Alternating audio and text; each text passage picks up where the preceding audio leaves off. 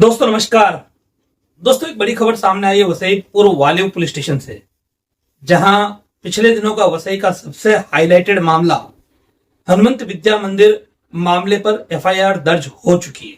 ये बड़ी खबर हम आपको दिखा रहे हैं। अभी अभी एफआईआर दर्ज होकर एफआईआर की कॉपी हाथ में आई है और वो एफआईआर आप स्क्रीन पर देख सकते हो।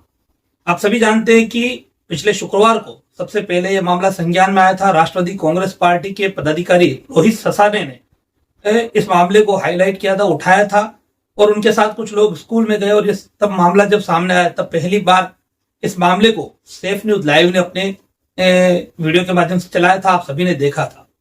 उसके बाद शुक्रवार को जब ये मामला पहली बार सेफ न्यूज की खबर चली तब बच्ची मुंबई के जेजे अस्पताल में अपनी जिंदगी और मौत से लड़ रही थी, लेकिन दुर्भाग्यवश उसी दिन रात को, शुक्रवार को रात को बच्ची की मौत हो गई।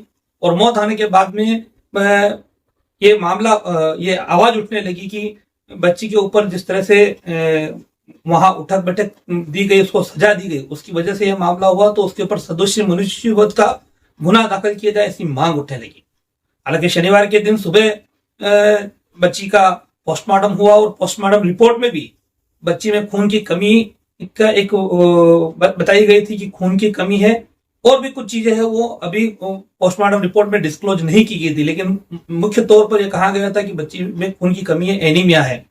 और जिस तरह से परिवार का आरोप था कि बच्ची ने बैग पहनकर वो उठक बैठक की थी, उस वजह से उसका ब्लड जो है लोअर बॉडी में चला गया था, उसको उसके गले में और कमर के निचले हिस्से में उसको तकलीफ हो रही थी। तो कहीं ना कहीं वो जो रिपोर्ट आई थी पोस्टमार्टम रिपोर्ट, उसमें भी उसी के कुछ संकेत दिखाई दे रहे थे और ऐसा ही कुछ लग रहा था। हालांकि शनिवार को भी एफआईआर नहीं हुई। शनिवार को फिर कई लोग, विभिन्न राजनीतिक पार्टी के लोग स्कूल में पहुंचे, वहां हंगामा भी हुआ।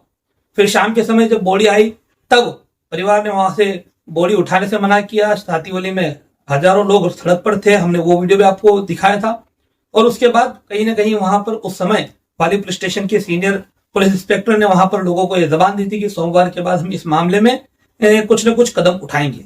तो कल सोमवार का दिन निकला, लेकिन आज मंगलवार को एक अच्छी खबर यह आई कि इस मामले में एफआईआर हो गई। ये जो एफआईआर हुई है वो दो अलग अलग कलम इसमें लगाई गई है। पहली कलम है बीएनएस की 105 और दूसरी कलम है जुवेनाइल और चाइल्ड जस्टिस, उसकी कलम 75। तो इस मामले में फिलहाल अभी पुलिस ने जो टीचर थी ममता यादव, उसको आरोपी बनाया है।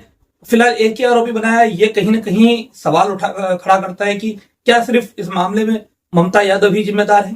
ममता यादव ने भले ही उस बच्ची को सजा दी थी और प्राइमरी तौर पर पहली वो आरोपी हो सकती है, लेकिन बच्ची का माँ बाप का यह आरोप था कि सोमवार को जब स्कूल में आए थे, ये मामला था 8 नवंबर का, और 10 नवंबर को सोमवार को जब स्कूल में आए तब प्रिंसिपल ने उन्हें वहां से भगा दिया था, उनकी कोई मदद नहीं की।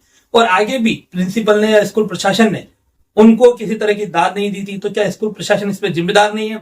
इसके अलावा और भी कई मामले, इस मामले में और भी कई चीजों का खुलासा हुआ था, जैसे कि स्कूल जो है वो इलीगल है।